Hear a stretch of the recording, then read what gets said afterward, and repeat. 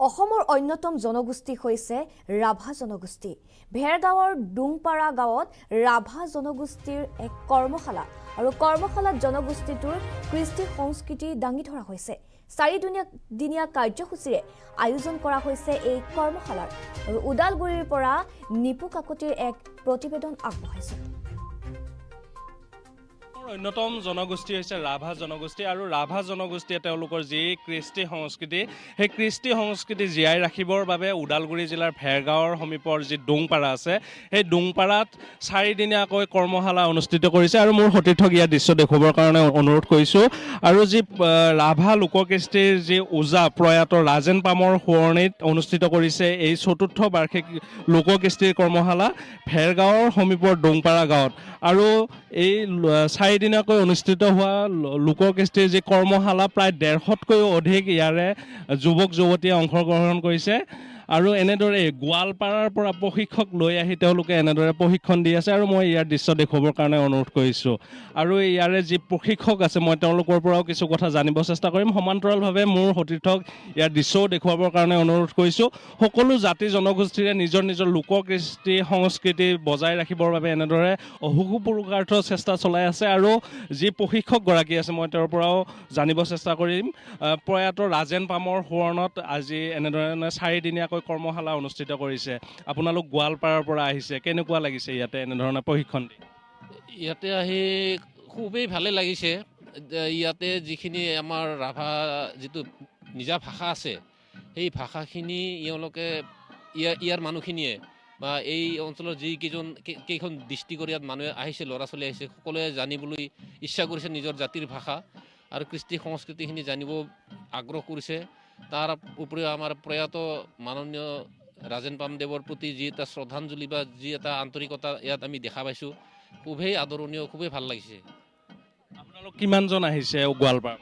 আমি গোৱালপাৰাৰ পৰা 2জন আহিছোঁ আৰু মেঘালয়ৰ পৰা এজন, আমাৰ অসমতে লাগি থকা দুধনৈৰ কাষতে হয়। তেখেত আমাৰ আহি পাইছে, মুকুল ৰাভা তেখেতৰ নাম। আমি 3জনে বৰ্তমান ইয়াত আছোঁ। আৰু ইয়াতে মূলতঃ কি কি নৃত্য বা ইয়াতে কি কি সংস্কৃতি শিকাই আছে? ইয়াতে আমাৰ ৰাভাসকলৰ বহুকেইটা কৃষ্টি সংস্কৃতি নৃত্যগীত আছে, যদিও ইয়াত চুত্ৰান থুপমুক বুলি এটা আছে যিটো বৰ্তমান নাচি আছে। শ্ৰদ্ধাঞ্জলি গীত, তাৰমানে স্মৃতি সৌধত শ্ৰদ্ধাঞ্জলি কৰা গীত এটা আছে। ৰাভাসকলৰ বীৰ যোদ্ধা বা তেনেকৈ যুঁজাৰু বা তেনেকৈ যুঁজ বাগৰ কৰি জীয়াই থাকিছিল আৰু তাৰে ভিতৰত সৃষ্টি হোৱা যিটো ধাৱা নৃত্য বুলি কয় সেই ধাৱা নৃত্যটো শিকোৱা হৈ আছে। তাৰপিছত ৰাভা জাতীয় এটা জাতীয় উৎসৱ আছে আমাৰ বাইশ পূজা। এই বাইশৰ লগত এটা ভাল এটা নৃত্য আছে, চাথাৰ নৃত্য, বাইশৰ লগত সংগতি ৰাখি থকা এটা নৃত্য। সেই চাথাৰ নৃত্যটো ইয়াত শিকোৱা হৈ আছে। ৰাভা কৃষ্টিৰ মূলতঃ 4টা নৃত্য ইয়াতে? 3টা। হয়, আৰু এগৰাকী প্ৰশিক্ষক আছে, মই তেওঁৰ পৰা জানিব চেষ্টা কৰিম। তেওঁ মেঘালয়ৰ পৰা আহিছে। আপুনি মেঘালয়ৰ পৰা আহি ইয়াতে আপোনাৰ ওদালগুৰি জিলাত আজি এনেদৰে প্ৰশিক্ষণ দি আছে, কেনেকুৱা লাগিছে? ইয়াতে মই মেঘালয়ৰ পৰা আহিছোঁ। হয়, মই তাৰমানে সদৌ ৰাভা কৃষ্টি সন্মিলনৰ এজন মোক মানে প্ৰশিক্ষক হিচাপে মোক নিযুক্তি দিছে, মোক চিকিউৰিটি দিয়াৰ কাৰণে মই মানে আমাৰ এই কৃষ্টিৰ যিটো প্ৰশিক্ষক হিচাপে মই অংশগ্ৰহণ কৰিব পাইছোঁ। আজি ওদালগুৰিত আহি মোক ভাল লাগিছে যে আমি প্ৰায় এই ওদালগুৰিত যদি সেনেকৈ কৃষ্টি যদি কি কয় কৰ্মশালা হয় তেতিয়াহ'লে আমি নিশ্চয় আহিব লগা হয় আৰু আমাকে মাতিব লগা বাধ্য পৰে। তাৰমানে প্ৰশিক্ষক হিচাপে আমি 4জন আছোঁ, নিযুক্তি দিছে সদৌ ৰাভা কৃষ্টি সন্মিলনে। তো এখেত হ'ল বীৰেন ৰাভা, খনীন্দ্ৰ পাম আৰু দিনাৰাম পাম আৰু মই মুকুল ৰাভা। এই 4জনক মানে প্ৰশিক্ষক হিচাপে নিযুক্তি দিছে। তো এই হিচাপে আমি সদৌ ৰাভা য'তে নাথাকক মানে এনেকুৱা কৰ্ম আমি যাব লাগে নিশ্চয়।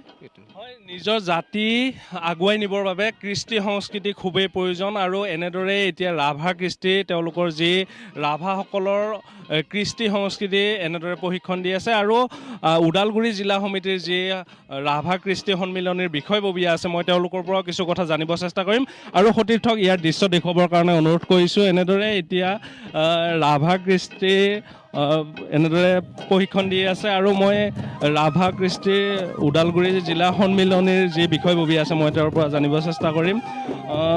কি ক'ব আজি ওদালগুৰি জিলাত 4 দিনীয়াকৈ ৰাভা কৃষ্টিৰ প্ৰশিক্ষণৰ শিবিৰ পাতিছে, কেনেকুৱা লাগিছে? হয়, আমি ওদালগুৰি জিলাৰ ৰাভা কৃষ্টি সন্মিলনৰ উদ্যোগত আমি দিনীয়া কাৰ্যসূচীৰে 8 তাৰিখৰ পৰা আমি 12 তাৰিখলৈকে যি কৰ্মশালা পাতিছোঁ, ইয়াত বিভিন্ন জিলাৰ পৰা প্ৰশিক্ষাৰ্থী আহি পাইছে, কৰ্মশালা অংশগ্ৰহণ কৰিছে। আমাৰ ভাল লাগিছে। বিশেষকৈ আমি ইয়াতে দুটা নৃত্যৰ আমি প্ৰশিক্ষণৰ ব্যৱস্থা কৰিছোঁ। বৰ্তমান দুটা নৃত্য আমাৰ কমপ্লিট হৈছে। কাইলৈ আমাৰ যিহেতু সামৰণি অনুষ্ঠান, আমি কাইলৈ গোটেই প্ৰশিক্ষাৰ্থীসকলক আমি সুন্দৰভাৱে দুটি নৃত্য আমি প্ৰদৰ্শন কৰিম ৰাইজৰ আগত। নিজৰ জাতি আগুৱাই নিবৰ কাৰণে কৃষ্টি সংস্কৃতি বজাই ৰাখিবই লাগিব। নিশ্চয় নিজৰ জাতি জীয়াই ৰাখিবলৈ আমি সংস্কৃতি বজাই ৰাখিবই লাগিব। আজিকালি যুৱচামে হয়তো নিজৰ স্বজাতীয় কৃষ্টিৰ প্ৰতি আকৰ্ষিত নহয়, সেইকাৰণে আমি কেনেদৰে তেওঁলোকক আমাৰ স্বজাতীয় কৃষ্টিৰ প্ৰতি আকৰ্ষিত কৰিব পাৰোঁ, তেনেকুৱা এটা আমি পদক্ষেপ আমি ৰাভা কৃষ্টি সন্মিলন লৈছোঁ। পশ্চিমীয়া সাংস্কৃতিকবোৰ খুব সহজতে আজিকালি আঁকোৱালি লোৱা দেখা পায়, কিন্তু আমি সেইবোৰ পাহৰি আমি কেনেকৈ নিজৰ স্বজাতীয় কৃষ্টিৰ প্ৰতি তেওঁলোকক আকৰ্ষিত কৰিব পাৰোঁ, তাৰ উদ্দেশ্য লৈ আমি এই কৰ্মশালাখন অনুষ্ঠিত কৰিছোঁ। নিজৰ জাতি জীয়াই ৰাখিবৰ কাৰণে নিজৰ সংস্কৃতি এনেদৰে আগুৱাই লৈ যাবই লাগিব আৰু সেই ওদালগুৰি জিলাৰ যি ৰাভা কৃষ্টি সন্মিলনী আছে, সেই ৰাভা কৃষ্টি সন্মিলনীৰ উদ্যোগত প্ৰয়াত যি ৰাভা লোকৰ কৃষ্টিৰ ওজা ৰাজেন পামৰ সোঁৱৰণত এনেদৰে এতিয়া ৰাভা সংস্কৃতিৰ যি কৰ্মশালা, সেই কৰ্মশালাৰ অনুষ্ঠান আয়োজিত কৰিছে। আৰু ওদালগুৰিত অনুষ্ঠিত ৰাভা জনগোষ্ঠীৰ এই 4 দিনীয়া কৰ্মশালাত দেখা গৈছে ব্যাপক উৎসাহ উদ্দীপনা। এই কৰ্মশালাত অংশগ্ৰহণ কৰিছে বহু যুৱক যুৱতীয়ে আৰু প্ৰয়াস কৰিছে নিজৰ কৃষ্টি সংস্কৃতি দাঙি ধৰিবলৈ। আৰু এনেদৰে এতিয়া যুৱক যুৱতীসকল ব্যস্ত হৈছে ধাৱা নৃত্যত।